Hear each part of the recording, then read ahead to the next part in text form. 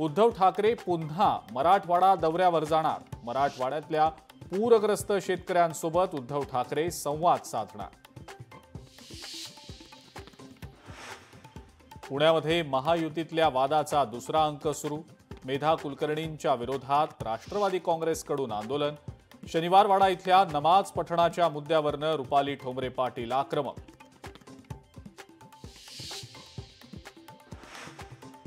नेत्यांनी भाषा जरा जपून वापरावी, कापून टाका वगैरे असं म्हणणं चुकीचं। बच्चू कडूंच्या वादग्रस्त वक्तव्यावर काँग्रेस नेते विजय वडेट्टीवार यांची टीका।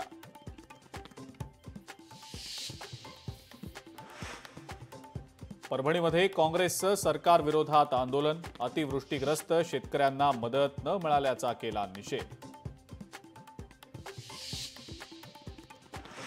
पुण्यातल्या शनिवारवाड्यातल्या नमाज पठण प्रकरणी 3 महिलांविरोधात गुन्हा दाखल।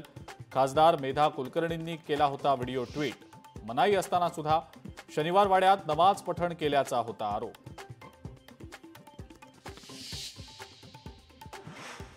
पुण्यातल्या जैन बोर्डिंग जमीन विक्री प्रकरणात 28 तारखेपर्यंत स्थगिती।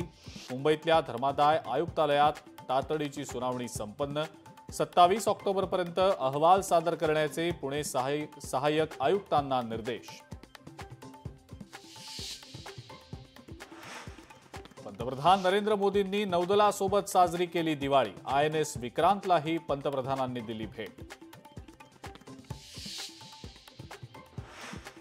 गुवाहाटीला जाऊन पूजा करणारे नरकासूर। राज्यातली जनता या नरकासुरांचा वध करेल। संजय राऊतांचा एकनाथ शिंदेंवर घणाघात।